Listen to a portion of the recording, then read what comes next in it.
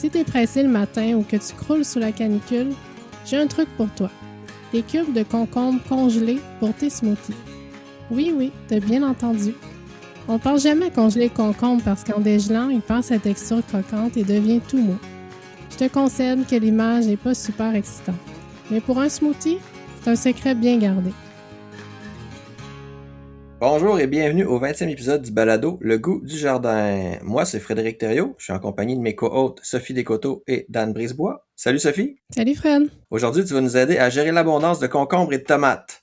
On va parler de faire quelques réserves délicieuses en un temps record sans avoir à allumer le four en pleine canicule. Finalement, on a aussi Dan. Salut Dan. Salut Fred. Qui va nous raconter l'histoire du tatseuil arc-en-ciel, une verdure versatile développée chez Tournesol. Vos hôtes pour ce podcast. Allons-y.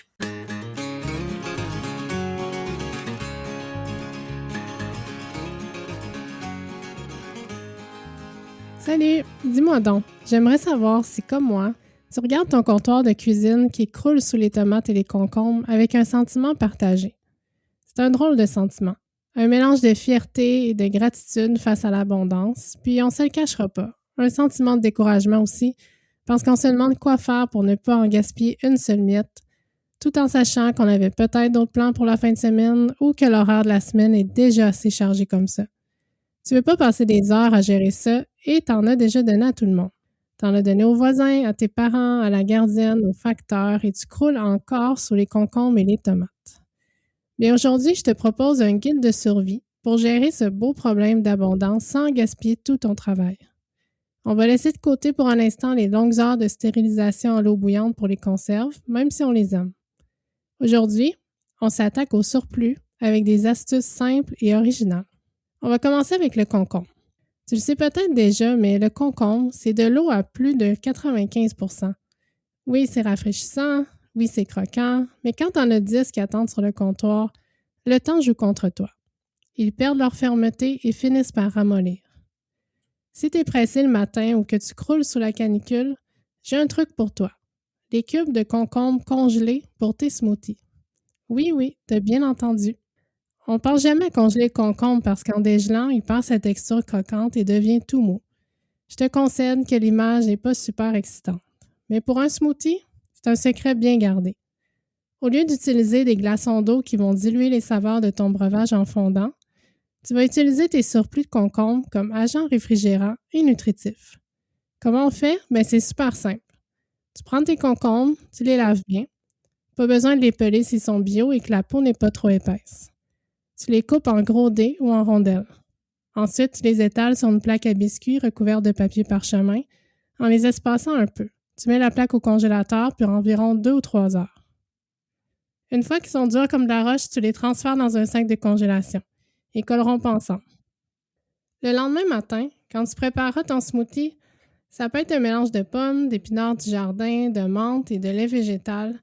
Tu balances 4 ou 5 cubes de concombre congelés directement dans le mélangeur.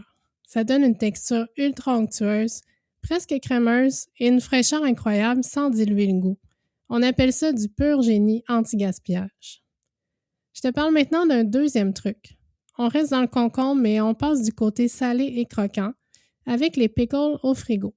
Si ça ne te tente pas de sortir la grosse marmite pour stériliser en pleine canicule, et je te comprends très bien, mais cette méthode est pour toi. Pas de traitement thermique, pas de stress avec les pots maçons. Le vinaigre et le froid du réfrigérateur vont te permettre de conserver tes légumes de 2 à 3 mois. Mais c'est bien certain qu'ils seront mangés bien avant ça. L'avantage ici, c'est que tu peux adapter la coupe selon ce que tu as sous la main. En rondelles pour tes prochains burgers ou en bâtonnets pour les collations. Sors ton crayon et note bien la recette. Dans une petite casserole, prépare ta saumure en mélangeant des parts égales d'eau et de vinaigre blanc ou de vinaigre de cidre de pomme si tu veux un goût plus doux. Ajoute une cuillère à soupe de gros sel et une cuillère à soupe de sucre par tasse de liquide. Fais chauffer juste assez pour tout dissoudre, puis laisse tiédir. Pendant ce temps-là, entasse tes concombres dans un pot maçon. À cette étape-là, tu peux aromatiser comme tu veux. Tu peux ajouter 2 gousses d'ail écrasées, de la nette fraîche du jardin, des grains de poivre et si t'aimes ça piquant, un petit piment fort coupé en 2. Il y en a aussi qui vont rajouter des épices à marinade à cette étape-là. Verse la saumure tiède sur les concombres pour bien les couvrir. visse le couvercle, mets tout ça au frigo. Attends 24 à 48 heures avant d'ouvrir le pot pour que les saveurs s'imprègnent. Ensuite, ce sera croquant, vinaigré, parfait. En passant, tu peux faire ça avec toutes sortes de légumes. Je l'ai même fait avec des asperges au printemps. Mon truc numéro 3, tiens-toi bien parce qu'on pousse l'expérience du concombre encore plus loin. Je te parle des popsicles au concombre. On vient de le dire, le concombre est plein d'eau. Je t'explique comment faire. Je suis certaine que ça fera fureur pendant un après-midi avec une chaleur écrasante. Pour faire les popsicles, tu prends tes concombres et cette fois, tu les pelles pour garder une belle couleur vert lime. Tu les coupes en morceaux, tu les mets dans le mélangeur avec un jus de lime frais, une poignée de feuilles de menthe directement cueillies au jardin et du sirop d'érable ou du miel pour balancer l'acidité. Mixe jusqu'à ce que ce soit ultra lisse.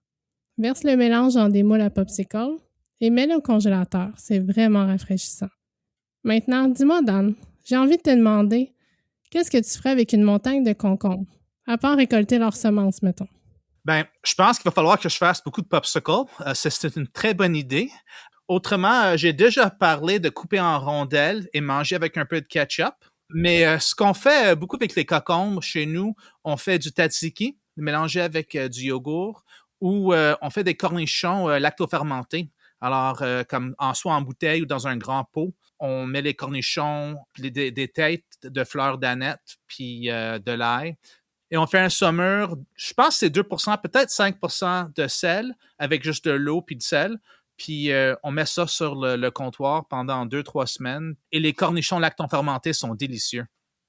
Ah, ben je te remercie. J'en fais aussi des cornichons, donc il faudrait comparer nos recettes, faire un test de goût.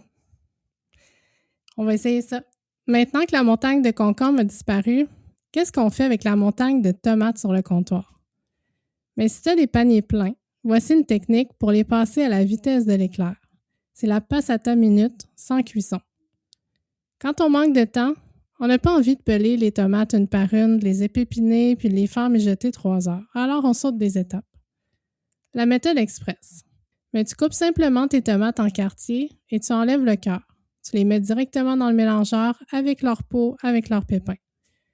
Tu ajoutes une bonne poignée de basilic frais, une gousse d'ail, un filet d'huile d'olive, du sel et du poivre. Tu mixes à haute puissance jusqu'à obtenir une sauce parfaitement lisse. La peau va complètement disparaître en se faisant hacher dans le robot, ce qui va donner plus de couleur à ta sauce. Une fois que c'est fait, tu la verses dans des conteneurs hermétiques en laissant un petit espace parce que le liquide prend du volume en congelant. Tu mets ça directement au congélateur. Cet hiver, tu n'auras qu'à sortir un bloc de cette passata pour improviser une sauce à pizza, une soupe ou une sauce pour les pâtes. Fred, je sais que tu t'y connais beaucoup en tomates. Je sais aussi que tu es quelqu'un de bien occupé. Tu dois bien avoir des trucs pour gérer une tonne de tomates en peu de temps. Oui, merci Sophie. Le truc que tu partages, c'est quelque chose que j'aime faire pour faire une sauce pizza éclair, là. Tu prends les tomates italiennes surtout, qui ont un peu moins de jus, passes ça au blender avec des oignons, puis toutes sortes d'autres aromatiques, puis ça te fait une sauce à pizza en un temps record. C'est sûr qu'elle est un peu plus liquide là, que si tu la faisais vraiment bien mijoter, là, mais ça fait la job en été rapidement. Mais sinon, moi, j'aime les mettre de côté en congelant mes tomates. Fait que quand j'ai des tomates de seconde qualité avec des petites blessures ou des petits dommages, je vais enlever les dommages, couper en quartiers et puis mettre ça dans des sacs Ziploc au congélateur. Et puis, plus rapide encore, quand on a des belles tomates italiennes, on a juste à les faire congeler sur une plaque à biscuits puis à mettre ensuite dans des sacs de congélation. Et puis, ça nous permet d'avoir des tomates tout l'hiver, super facile à traiter en été là, sans avoir à réchauffer la maison puis à passer des heures à faire notre sauce. On peut laisser le moment, le plaisir de faire la sauce à plus tard dans l'année. Ah, mais c'est un bon truc, ça. Je savais qu'on pouvait profiter de ton expérience. Maintenant, on est prêt. En l'espace de quelques minutes de préparation, on a transformé une cuisine qui déborde en cubes pour les smoothies, en condiments croquants, en popsicles et même en réserve de sauce pour l'hiver. Entretenir un potager, ça nous demande beaucoup d'efforts pendant des mois. Alors quand vient le temps de récolter, il faut savoir s'amuser. Et parfois s'amuser, ça implique de garder ça simple. La cuisine de pleine saison, ça doit être frais, instinctif, sans prise de tête. C'est ce que je te souhaite pour la prochaine semaine. Bonne cuisine! Le goût du jardin est présenté par la ferme coopérative Tournesol. À la ferme, ça fait plus de 20 ans qu'on cultive de l'ail et on récolte environ 25 000 bulbes d'ail chaque année. Et on a appris 2 ou 3 choses en cours de cette route qu'on veut absolument partager avec toi. C'est pour ça qu'on a créé notre grand guide sur la culture de l'ail, un outil complet pour t'aider à réussir ta récolte à la maison. Ce guide va t'apprendre à choisir parmi les différents types d'ail, à savoir exactement quand planter à l'automne et comment repérer les signes idéaux pour récolter en juillet. Tu vas aussi découvrir tous les secrets du séchage pour maximiser la conservation de tes bulbes tout au long de l'année. Et le meilleur dans tout ça, c'est qu'il est complètement gratuit. Télécharge ta copie dès maintenant à l'adresse fermetournesol.qc.ca/balado. Tu trouveras aussi le lien dans les notes de l'épisode. Ce balado est aussi présenté par le programme de panier bio de la ferme Tournesol. Amis de Vaudreuil-Soulanges et de l'ouest de l'île, si tu cherches des légumes bio qui goûtent vrai, tout en soutenant des fermiers locaux, nos paniers bio sont la solution idéale. De mai à novembre, reçois près de chez toi une explosion de fraîcheur, légumes, fruits, fleurs et même des œufs. On offre beaucoup de flexibilité. Tu peux choisir tes légumes, échanger ceux que tu aimes moins et gérer tes vacances en un clic. Rejoins plus de 700 familles qui, comme Angèle, qui est membre depuis 2018, trouvent que Tournesol rend leur quotidien plus heureux. Angèle nous avait dit « Trouver Tournesol, c'était comme un rêve qui devenait réalité. Tout me rend si heureuse. » Parce que la vie est trop courte pour manger des légumes d'épicerie, joins-toi à nos paniers bio. Les inscriptions sont déjà ouvertes pour la saison qui débute à la dernière semaine de mai. Rends-toi sur fermetournesol.qc.ca/bio pour réserver ta part de récolte. Tu trouveras aussi le lien dans les notes de l'épisode. Maintenant, revenons à notre programmation principale avec l'histoire de semences de Dan.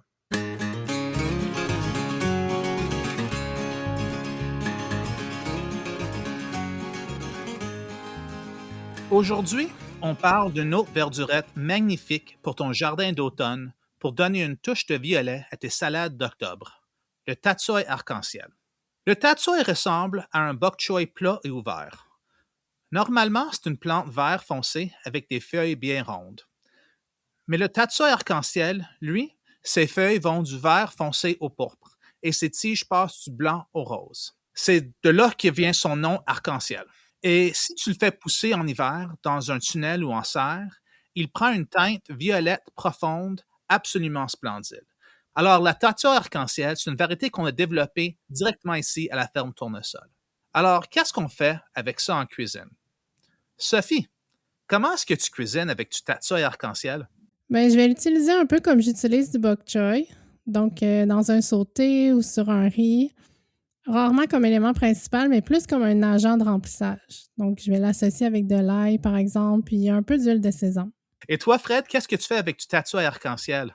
C'est drôle, je passais à travers certaines photos qu'on partage dans notre groupe Facebook pour les membres de nos paniers bio.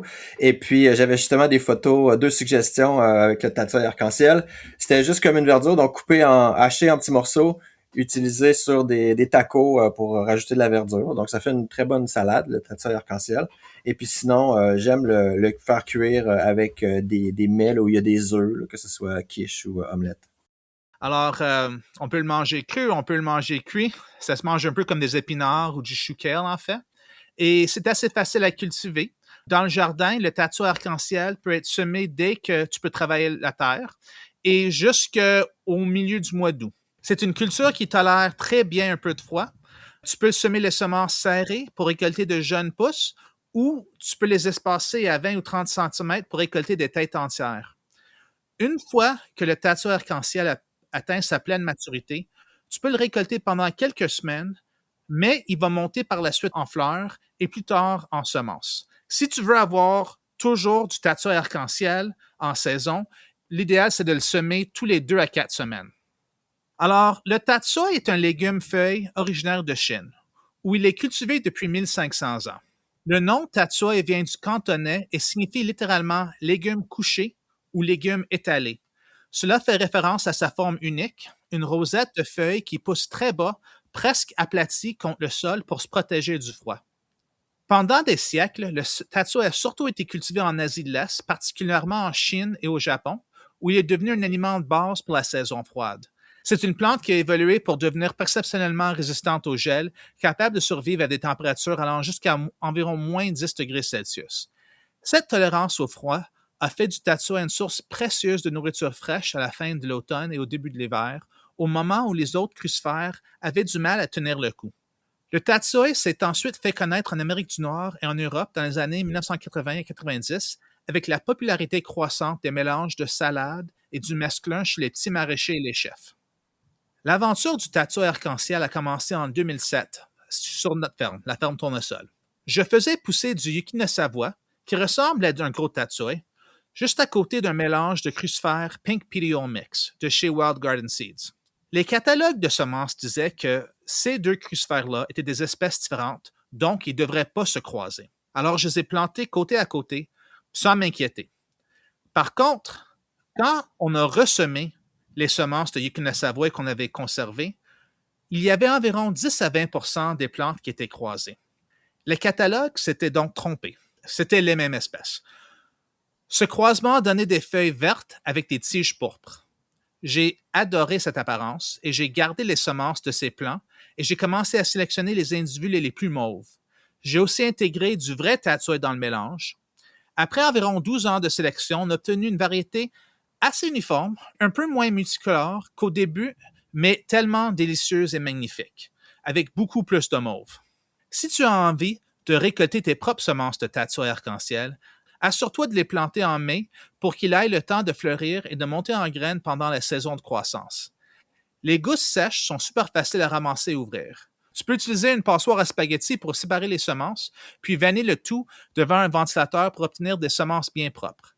La seule chose à surveiller, c'est que le tatsoi arc-en-ciel fait partie de l'espèce Brassica rapa. Il va donc facilement se croiser avec d'autres plantes de cette même espèce, si elles sont en fleurs en même temps. On parle ici des navets, du rapini, du chou chinois, du tokiobacana ou de la mizuna. Mais comme tu as pu le remarquer avec notre histoire, un petit croisement surprise, ce n'est pas forcément une mauvaise chose.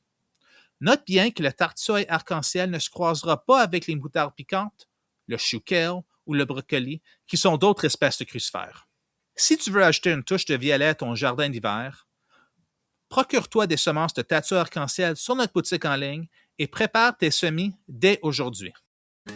Merci d'avoir été à l'écoute de ce 20e épisode du balado Le goût du jardin. J'espère que nos astuces pour transformer tes surplus de concombres et de tomates t'aideront à profiter pleinement de tes récoltes sans le stress de la conserve traditionnelle et que l'histoire de Dan sur le tatsoi arc-en-ciel t'a donné envie d'ajouter de la couleur à ton jardin. Si tu as envie d'ajouter cette merveille à ton potager, je t'invite à visiter la boutique en ligne de la Ferme Tournesol pour te procurer des semences de tatsoi arc-en-ciel au www.fermetournesol.qc.ca. Un gros merci à Molly Brisebois pour le montage de l'épisode. Ne manque pas notre prochain épisode où on parlera de la récolte et du séchage de l'ail. Je te rappelle aussi que le mois d'août et même la rentrée, c'est encore un bon moment pour t'abonner au panier bio de la Ferme Tournesol ou au panier d'un autre fermier de famille près de chez toi. D'ici là, bonne semaine, bonne cuisine et bon jardinage. À la semaine prochaine!